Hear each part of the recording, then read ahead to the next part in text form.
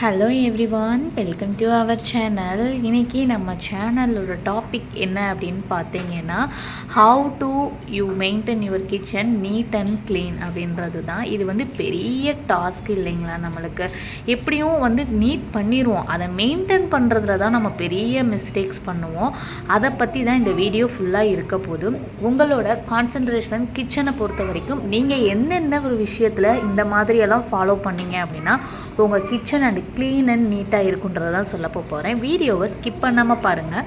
இந்த வீடியோ ஃபுல்லாமே ஒரு கிச்சனுக்கு தேவையான யூஸ்ஃபுல் திங்ஸ் மட்டும்தான் இருக்க போகுது. அதே மாதிரி என்ன மாதிரியானது வேணும் அப்படின்னு சொல்லி கமெண்ட் செக்ஷனில் பண்ணுங்கள். வாங்க வீடியோக்குள்ளே போகலாம். Welcome to our channel. இன்னைக்கு நம்ம சேனலில் கிச்சன் எப்பயுமே சுத்தப்படுத்திட்டே தான் இருந்தால் க்ளீனிங்காக இருக்குமா அப்படின்ற ஒரு வீடியோ தான். கண்டிப்பாக நீங்கள் எப்பயுமே உங்கள் கிச்சனை க்ளீன் பண்ணணுன்ற தேவையும் கிடையாது, அவசியமும் கிடையாது. அப்பப்போ கொஞ்சம் கொஞ்சம் சின்ன சின்ன ஒர்க்ஸை கையோடு செய்யும் போது உங்கள் கிச்சன் இன்னும் க்ளீனிங்காக சூப்பராகவே இருக்கும். நான் சொல்கிற இந்த க்ளீனிங் திங்ஸ் ரெண்டு திங்ஸ் இருந்தால் போதும் உங்கள் கிச்சனை எப்பயுமே நீங்கள் சூப்பர் அண்ட் க்ளீனாக வச்சுருக்கலாம். ஃபர்ஸ்ட் விஷயம், நம்ம சேனலை சப்ஸ்கிரைப் பண்ணாமல் பார்த்துட்டு இருந்தீங்கன்னா கண்டிப்பாக நம்ம சேனலை சப்ஸ்கிரைப் பண்ணிட்டு பாருங்கள். அதே மாதிரி உங்களுடைய சின்ன சின்ன லைக்ஸும் நம்ம சேனலுக்கு ரொம்ப முக்கியம். நம்ம சேனலுக்கு லைக்கும் போடுங்க. என்ன திங்ஸ் அப்படின்னு கேட்டீங்கன்னா, ஃபர்ஸ்ட் திங் என்ன அப்படின்னு பார்த்தா இந்த பேக்கிங் சோடா தான். பேக்கிங் சோடா கிச்சன் கிளீனிங் ஒர்க்ல ரொம்பவே இம்பார்ட்டண்ட்டான ஒன்று. நீங்க சமையலுக்கு யூஸ் பண்றீங்களோ இல்லையோ, கண்டிப்பா இந்த பேக்கிங் சோடாவை உங்க கிச்சன்ல கண்டிப்பா நீங்க மந்த்லியோ வீக்லியோ உங்களுடைய க்ரோசரி ஐட்டம்ஸ் எல்லாம் எழுதுவீங்களா, என்னென்ன நீடு இருக்கு என்னென்ன நீடு இல்லை அப்படின்னு சொல்லிட்டு. அப்போ கண்டிப்பா இந்த ஐட்டம்ஸ் எழுதி வைங்க. செகண்ட் ரொம்ப இம்பார்ட்டண்ட்டான ஒரு விஷயம் என்ன அப்படின்னு பாத்தீங்கன்னா, இந்த வினிகர் யூஸ் பண்றது. வினிகருமே உங்களுடைய கிச்சனுக்கு ரொம்ப தேவை.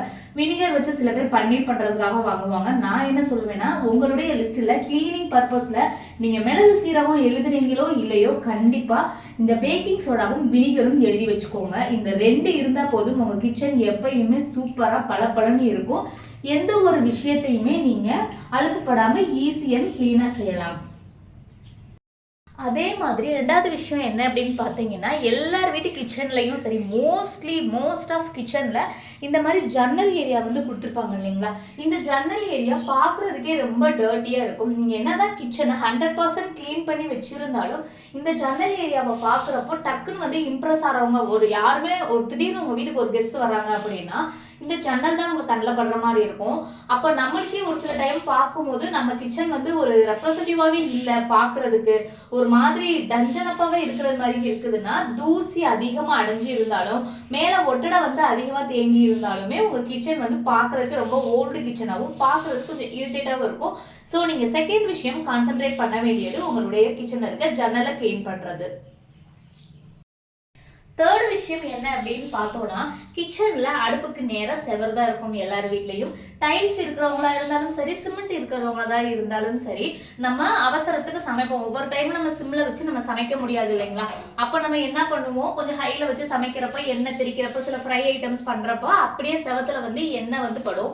இந்த மாதிரி நீட்டான லோ பட்ஜெட்ல இருக்கக்கூடிய இந்த மாதிரி பேப்பர்ஸை நீங்க ஸ்டிக் பண்ணி வைக்கிறப்பையும், டைல்ஸை ஒரு ஒர்க் பண்ண பிறகு கிளீன் பண்ண பிறகும் அந்த இடத்துல எண்ணெய் பிசுக்கு இருக்காது இல்லைங்களா? நம்ம ஹரிபரியா ஒரு சில டைம் கிளம்புறப்ப என்ன பண்ணுவோம்னா, அந்த எண்ணெய் பசையில அப்படியே இருக்க மாதிரி விட்டுருவோம். அது ரொம்ப தேங்கி இருந்து அந்த இடத்தவே நம்மளுக்கு டக்குன்னு பாக்குறப்ப அசிங்கமா இருக்கும். அந்த பேப்பர்ல படுறப்போ நம்மளுக்கு ஒன்றும் தெரியாது. அதே மாதிரி இப்போ நீங்க லேசா பட்டாலும் அந்த இடத்த நீங்க இப்படி தொடச்சு விட்டுட்டீங்கனாலும் அந்த இடம் பாக்குறதுக்கு ரொம்ப சூப்பரா இருக்கும். நீங்க டக்குன்னு கிச்சனை பார்க்கும்போது உங்களுக்கு எந்த ஒரு ஒர்க்கும் இல்லாதது மாதிரி பீஸ்ஃபுல்லா அழகா பிரசன்டிவா இருக்கும். நம்ம கிச்சனை கிளீனா காட்டக்கூடியது இந்த சிங்க் ஏரியா தான். சிங்க் ஏரியால என்ன ஒரு டிஃபால்ட்டான ப்ராப்ளம் எல்லா ஃபேமிலிஸுக்குமே இருக்கும் அப்படின்னு பார்த்தீங்கன்னா, இந்த சோப்பு யூஸ் பண்ற இடம் இருக்கு இல்லைங்களா?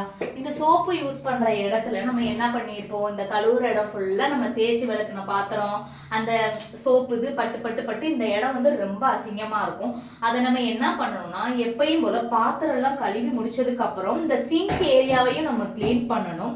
அட் தி சேம் டைம் நீங்க செவத்துலையும் கான்சென்ட்ரேட் பண்ணணும், நெக்ஸ்ட் இந்த குழாயிலையும் கான்சென்ட்ரேட் பண்ணணும். நீங்க பாத்திரம் விளக்குற கையோடைய வேலையெல்லாம் முடிஞ்ச பிறகு இந்த ஓவரால் சிங்க் ஏரியா, குழாயி, அப்புறமேல் இந்த செவரு, கீழே இருக்க பகுதி ஒரே தான் நீங்க இந்த வேலையெல்லாம் பாத்திரங்கள் ஒரு வேலையோட டெய்லி செஞ்சுட்டீங்கன்னா அந்த இடம் அவ்வளோ டர்ட் ஆகாது. இதனால உங்க கிச்சன் எப்பயுமே அல்டிமேட் சூப்பரா இருக்கும். இந்த டிப் ஒரு சூப்பரான டிப், ஃபாலோ பண்ணிக்கோங்க.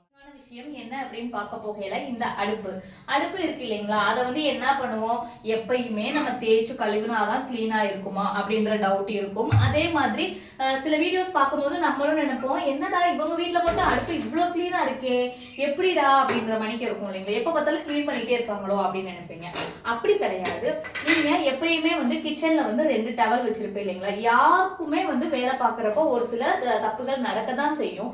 அந்த சமயங்கள்ல என்ன பண்ணணும்னா, இப்போ நம்மளுக்கு கையோட இப்போ ஒர்க் எல்லாமே நீங்க முடிச்சிட்டீங்க, கிச்சன் ஒர்க் முடிச்சிட்டீங்கன்னா நீங்க டீப் கிளீன் பண்ணலாட்டியும் பரவாயில்ல, அப்போதைக்கு அடுப்பை வந்துட்டு ஈரத்துணி, இந்த மாதிரி ஈரத்துணி வச்சு உங்களால முடிஞ்ச அளவுக்கு அந்த டர்ட்ஸை எடுத்து விட்டுட்டு நார்மலா பாத்திரம் விளக்குற ஸ்க்ரப்பர் வச்சு அந்த இடத்த ஸ்க்ரப் பண்ணி விட்டுட்டீங்கன்னு வச்சுக்கோங்க.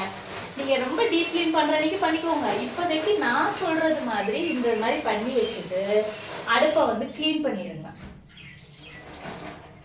இந்த மாதிரி ஈர துணி வச்சு அப்பைக்கு நீங்க கிளீன் பண்ணி எடுத்துட்டீங்கன்னா, டக்குன்னு நம்ம வீட்டுக்கு விருந்தாளி வந்துட்டாங்கன்னா கூட நம்மளோட மனசு எங்க போகும், ஐயோ இன்னைக்கு நம்ம கிச்சனை வந்து ரொம்ப டர்ட்டா வச்சிருக்கிறோமே, ஐயோ கிச்சனுக்குள்ள போயிடுவாங்களோ அப்படின்ற ஒரு பயம் இருந்துட்டே இருக்கும். இந்த ஐடியாவை ஃபாலோ பண்ணுங்க. இது செய்யறதுக்கு எவ்வளவு நேரம் ஆகும், அவ்வளவு நேரம் நின்று நம்ம சாப்பாடு செஞ்சுட்டோம், அப்ப இதை செய்யறதுக்கு எவ்வளவு நேரம் ஆகும். கண்டிப்பா இது ஒரு சூப்பரான டிப், ஃபாலோ பண்ணி பாருங்க. என்ன அப்படின்னு பார்த்தோம்னா, வீட்டுல யூஸ் பண்ற கிச்சன் டவல். அந்த கிச்சன் டவலை வந்து நம்ம எப்படி நீட் அண்ட் கிளீனா வச்சிருக்கோம் அப்படின்றதுனா, ஒரு கிச்சனுக்கு வந்துட்டு நம்ம அழகழகான ஆர்கனைசர் வாங்குறோம், நம்ம அழகழகான ஸ்டிக்கர்ஸ் ஒட்டி இருக்கிறோம் அப்படின்ற விஷயத்த காட்டிலும் நம்ம யூஸ் பண்ணக்கூடிய தினசரி பொருட்கள்லையும் ரொம்பவே யூனிக்கா காட்டக்கூடிய ஐட்டம்ஸ் நிறைய இருக்குது. நீங்க சில ஐட்டம்ஸ்லாம் வந்துட்டு எவ்வளவுதான் வாங்கி வச்சாலும் உங்க கிச்சன் வந்து மெஸ்ஸியா தான் காட்டுமே தவிர்த்து நீட் அண்ட் கிளீனா காட்டவே காட்டாது. ஆன்லைன்ல நிறைய திங்ஸ் அவைலபிளா இருந்தால் கூட நம்ம கிச்சனை எப்படி மேக் ஓவர் பண்ணி வச்சிருக்கோம் அப்படின்றது தான். காசு இருக்கிற நம்ம நிறைய காஸ்ட்லியான ஐட்டம்ஸ் நிறைய சேனல்ஸ் பார்த்து வாங்கி வச்சிருவோம் இல்லைங்களா, அப்படி இருந்தாலுமே உங்க கிச்சன் மெஸ்ஸியா தான் காட்டும். ஒன்லி ரீசன் ஃபார் சின்ன சின்ன விஷயங்கள் வந்து நீங்க ரீகரெக்ட் பண்ணாம வைக்கிறது. எடுத்த பொருளை எடுத்த இடத்துல வைக்காம, இப்ப நான் டீ போடுறேன் அப்படின்னா டீ போட்டுட்டு அந்த இடத்துல நான் ரீப்ளேஸ் பண்ணி வச்சாதான் என்னுடைய கிச்சன் எப்பயுமே அழகா இருக்கும். நான் வந்து டக்குன்னு டீ போட்டேன், அந்த பாத்திரத்தை இப்படி இங்கே வச்சுட்டேன், அது சீனி எடுக்கிறேன், சீனி இங்கே வச்சுட்டேன், போய் குடிச்சிட்டு வந்து பாக்குறப்ப டக்குன்னு பாக்குறப்ப கிச்சன் வந்துட்டு ரொம்பவே பேடா தான் தெரியும்.